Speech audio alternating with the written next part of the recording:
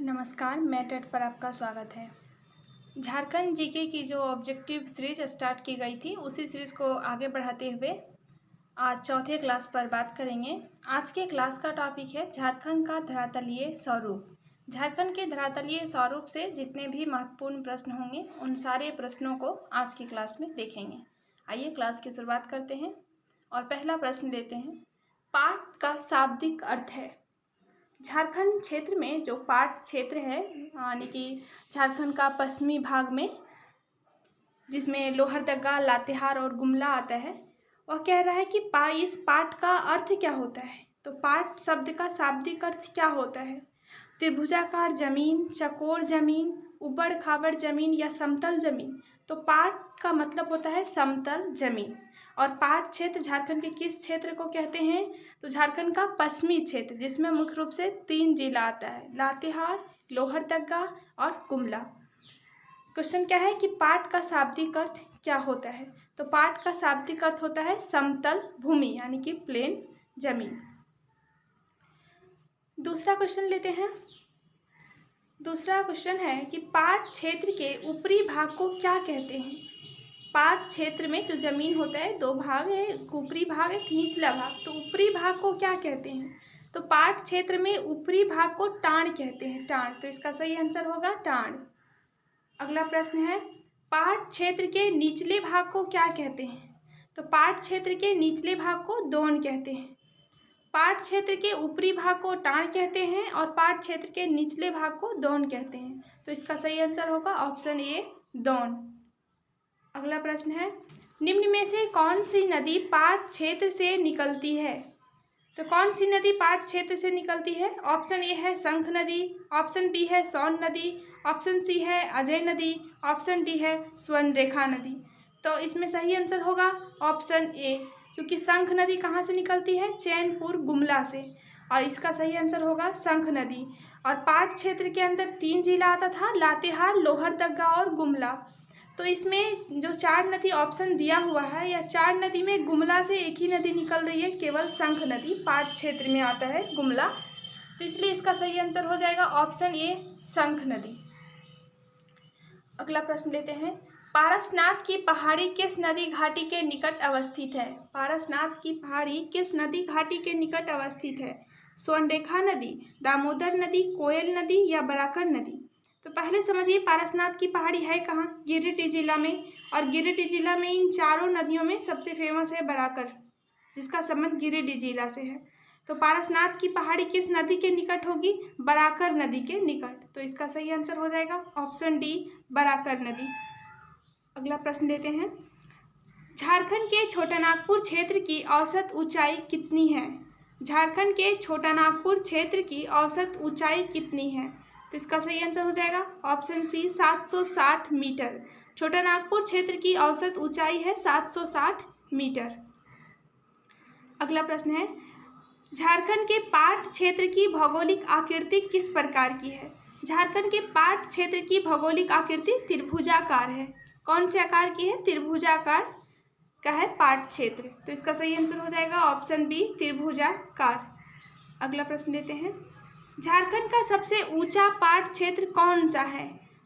झारखंड का सबसे ऊंचा पाट क्षेत्र में भी 3 प्रकार का पाट है, एक गणेशपुरा पाट, एक नेत्रहाट पाट और एक जनीरा पाट। तो कह रहा है कि इन तीनों में से सबसे ऊंचा कौन है? तो इन तीनों में से सबसे ऊंचा है नेत्रहाट पाट। तो झारखंड का सबसे ऊंचा पाट क्षेत्र कौन सा है? नेत्रहाट पाट। अगला प्रश्न लेते हैं, झारखंड का दूसरा सबसे ऊंचा पाट क्षेत्र कौन सा है? तो सबसे ऊंचा पाट है नेत्रहाट पाट और दूसरा सबसे ऊंचा पाट है गणेशपुर पाट। तो इसका सही आंसर हो जाएगा ऑप्शन ए, गणेशपुर पाट। अगला सवाल है, झारखंड राज्य में नेत्रहाट पाट की औसत ऊंचाई कितनी है? झारखंड राज्य में जो नेत्रहाट पाट, झारखंड का सबसे ऊंचा पाट है, इसकी ऊंचाई कितनी है? तो इसकी ऊंचाई है 1180 मीटर।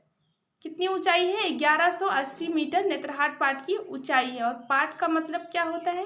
पाट का मतलब होता है समतल भूमि, समतल जमीन। अगला सवाल है, झारखंड के पाट क्षेत्र की समुद्र तल से औसत ऊंचाई कितनी है? झारखंड के पाट क्षेत्र की समुद्र तल से औसत ऊंचाई कितनी है? समुद्र तल से, तो झारखंड का जो पाट क्षेत्र है समुद्र तल से इसका ऊंचाई 900 मीटर है। तो इसका सही आंसर हो जाएगा ऑप्शन सी 900 मीटर। अगला सवाल लेते हैं, रांची पठार की औसत ऊंचाई कितनी है? रांची पठार की औसत ऊंचाई 600 मीटर है। तो इसका सही आंसर हो जाएगा ऑप्शन बी 600 मीटर। अगला सवाल है, निम्न में से किस जलप्रपात का निर्माण रांची पठार द्वारा नहीं हुआ है? निम्न में से किस जलप्रपात का निर्माण रांची पठार द्वारा नहीं हुआ है? ऑप्शन ए है धारागिरी, ऑप्शन बी है हुंडरू, ऑप्शन सी है गौतम धारा और ऑप्शन डी है दसम। देखिए हुंडरू कहाँ से कहाँ है, कहाँ जलप्रपात है यह? तो रांची में है, रांची पठार से निकलता है। गौतम धारा जलप्रपात भी कहाँ है? तो रांची में। दसम जलप्रपात भी कहाँ है? रांची में। तो इसमें एक ही बच रहा है धारागिरी जलप्रपात। तो इसका सही आंसर हो जाएगा धारागिरी जलप्रपात। क्वेश्चन क्या था कि निम्नलिखित में से किस जलप्रपात का निर्माण रांची पठार द्वारा नहीं हुआ है? तो इसका सही आंसर हो जाएगा ऑप्शन ए धारागिरी जलप्रपात, क्योंकि शेष तीनों का निर्माण कहाँ हुआ है? तो रांची पठार के द्वारा हुआ है। अगला क्वेश्चन लेते हैं, निम्न में से कौन सा झारखंड की सबसे कम ऊंचाई वाला पठार है? निम्न में से कौन सा झारखंड की सबसे कम ऊंचाई वाला पठार है?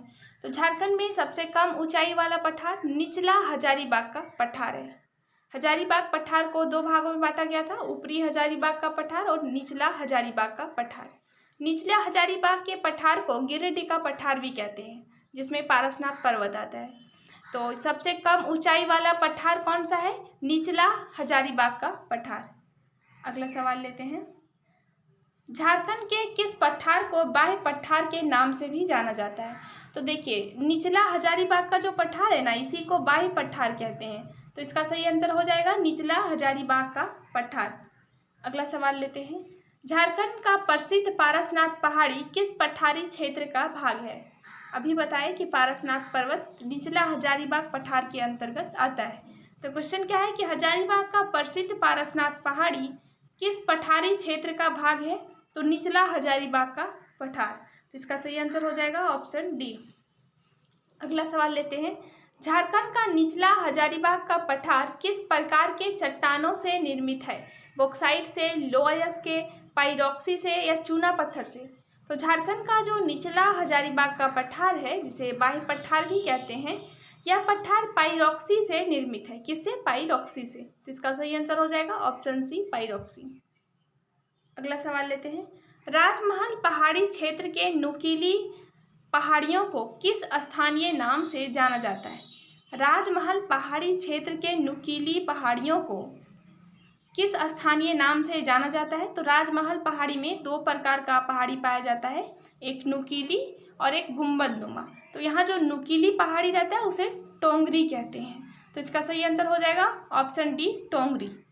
अगला सवाल है कि राजमहल पहाड़ी क्षेत्र के गुंबदनुमा पहाड़ियों को किस स्थानीय नाम से जाना जाता है? तो राजमहल पहाड़ी में नुकीली पहाड़ी जो पाया जाता है उसे कहते हैं टोंगरी, और जो गुंबदनुमा पहाड़ी पाया जाता है उसे कहते हैं डोंगरी। तो इसका सही आंसर हो जाएगा ऑप्शन सी डोंगरी। अगला सवाल लेते हैं, झारखंड में भूमिगत जल की मात्रा अत्यंत कम होने का कारण इनमें से कौन सा है? कह रहा है कि जो झारखंड में भूमिगत जल की मात्रा बहुत ही कम है, इसका क्या कारण है?